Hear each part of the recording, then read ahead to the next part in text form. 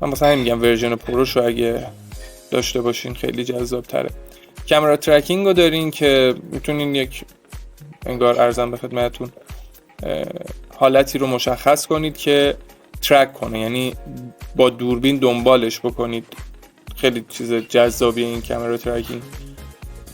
مثلا زوم میکنین رو دستتون و بعد میگین آقا دست من رو دنبال کن، بعد دست که اینجوری میشه دست کف دست وسط تصویر میمونه و میبینید کل تصویر داره جابجا میشه ولی دست ثابته.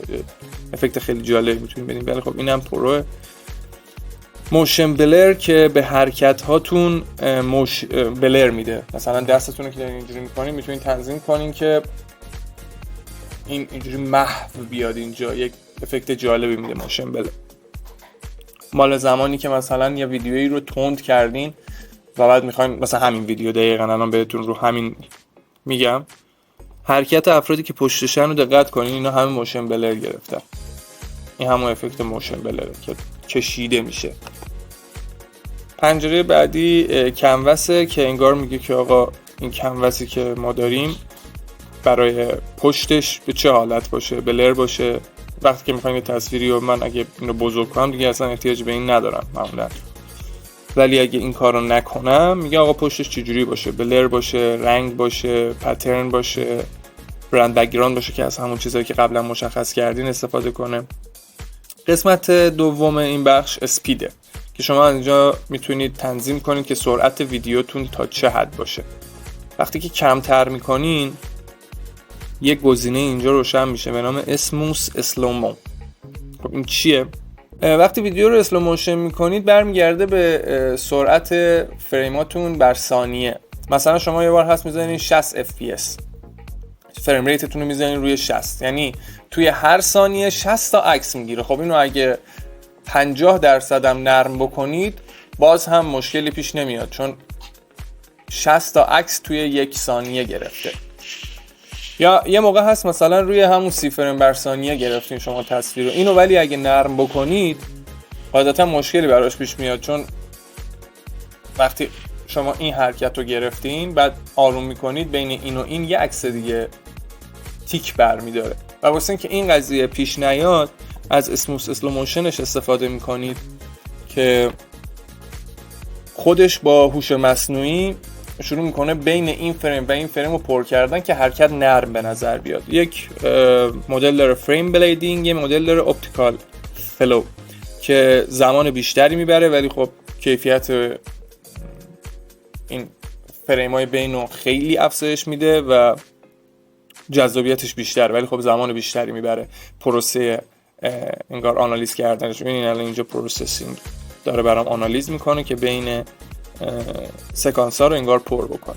و قسمت دومی که تو همین اسپید هست کروه که یه سری پریست خودش آماده داره، میتونین از اینجا خودتون دستی تنظیم بکنید. مثلا میگین اینجا من میخوام سرعتش آروم بشه، اینجا تند بشه، یا ببینید آروم میشه تند میشه. ببینید مثلا اینجا بیاد دوباره آروم بشه،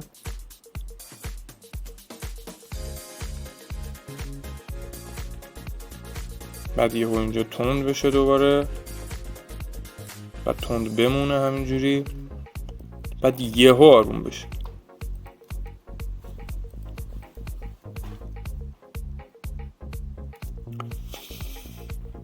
این از قسمت اسپیدش. بخش بعدی انیمیشنه که میتونین تنظیم کنید که آقا ورود این ویدیو به چه حالت باشه. نمیدونم چرا باز نمیکنه، یه جوری هم که وصله.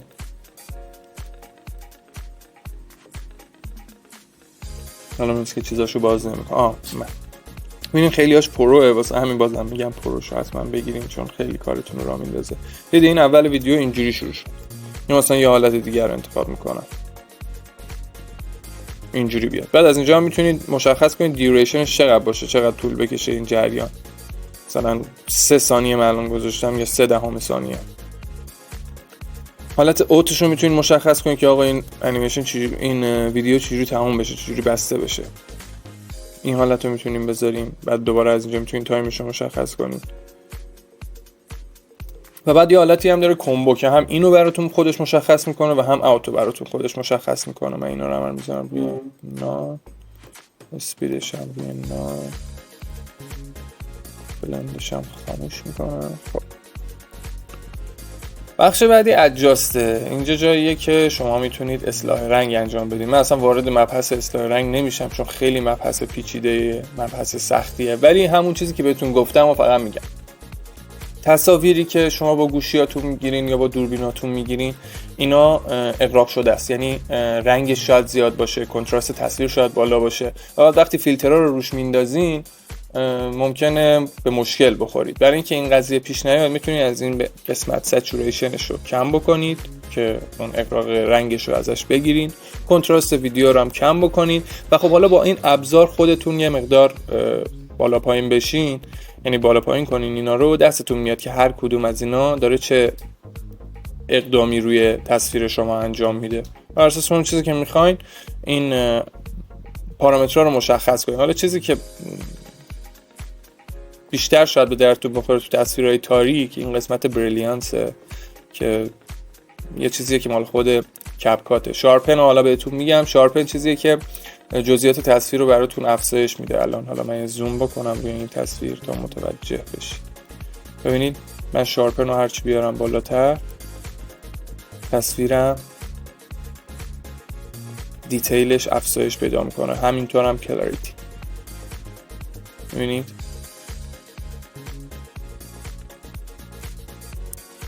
خیلی مثلا ویدیوهای ترند انگیزشی و اینا که از سکانس های فیلم برمیدارن با این قسمت خیلی بازی میکنن، اینو زیاد میکنن، قطعا دیدید. قسمت HSL رو داریم که فقط روی هر رنگی به صورت جدا میتونید اعمال ایفکت بکنید. مثلا من سبز رو الان انتخاب میکنم، میگم آقا رنگای سبز اصلا هیچی ازشون نبونه، این سبزای درخت‌ها رو گرفت. الان یه مقدار زردم دارم اینجا میبینم، اونم مثلا میام، ولی زرد رو اگه از کنم احتمالاً صورتش هم نه، صورتش نارنجی داره، ببین میتونم رنگ صورتش هم بگیرم. همه رو میتونم به حالت اول برگردونم و یا مثلا آبی لباسش رو میخوام بگیرم، الان میام آبی لباسش رو عوض میکنم. اینکه مثلا قطعا دیدین میگن چجوری رنگ لباس رو عوض کنیم و اینو توی اینستاگرام با پریمیر و اینو با کپکات هم خیلی راحت میشه. الان مثلا لباس این آقا آبیه، من میخوام رنگش رو عوض کنم. کرو داریم که اینم بهتون پیشنهاد میکنم برین اگه اصلاح رنگ واقعا دوست دارین این قسمتاش هم یاد بگیرین که 3 لاین تصویری، 3 لاین رنگی مختلفو داره و لوما همون نورشه و این قسمت هم که بخش رنگی هر کدوم از این کانال‌های ما 3 کانال رنگی داریم، رد، گرین، بلو. اینجا همونا رو اومده تفکیک کرده و کالر ول که خب اینو اصلا دیگه توضیح نمیدم، ولی خب بدونید قابلیت اصلاح رنگ خیلی خفنی هم داره. و AI Stylize که این هم پرو هست.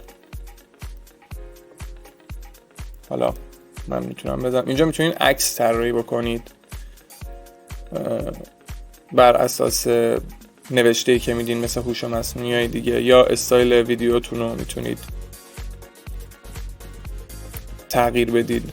AI فوتو داره، فیس سواب داره، میتونه چهره ها رو عوض کنه، ولی فقط برای عکس این اتفاق رخ میده. میبینید نوشته can't apply this style, select the photo to apply this style. میگه که یه عکس باید انتخاب کنیم، من رو ویدیو نمیتونم این کار رو بکنم. این کل ابزار تنظیمات تصویرتون بود و خب حالا میرسیم سراغ تایملاینتون. خب ما تصویرامون رو اینجا وارد میکنیم از همون قسمت ایمپورت. خب یه موزیک هم از خود کپکات انتخاب میکنم، مثلا همین موزیک هم میندازم زیرش و خب موزیک هم انگار میتونم از اینجا تنظیم بکنم که صداش چقدر باشه. این ویدیویی که من آوردم صدا نداشت، ولی همین قسمت وایس توی انگار اینجا اضافه میشه، این چون صدا نداشت اصلا دیگه این قسمت رو نداشت. از اینجا میتونید کنترل کنید که ولیومش چقدر باشه. فید این فید اوت داره، یعنی مثلا آقا یهو شروع نشه، ببینید با یک فیدی میاد، یهو موزیک شروع نمیشه. آروم آروم میاد بالا، یا فید اوت بهش میدم که موزیک یهو تمام نشه، آروم بره پایین.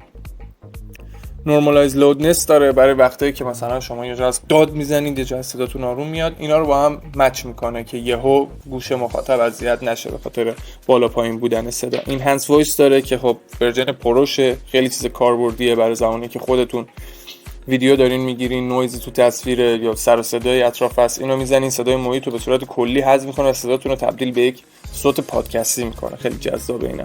ریدیوس نویز داره که اینش رایگانه، مثلا صدای بادی داره میاد، سر و صدای اونجا هست، میتونید با این حذف بکنید. وکالیزیشن داره برای وقتایی که موزیک مثلا گذاشتین میخواین صدای خواننده رو انگار از توش در بیارید. و قسمت چنلش هم که زیاد به درتون نمیخوره، میگه که فقط به راست باشه، فقط چپ باشه، چنل بندی موزیکه برای میکسشه، یه موزیک فقط سمت راست باشه، فقط سمت چپ باشه.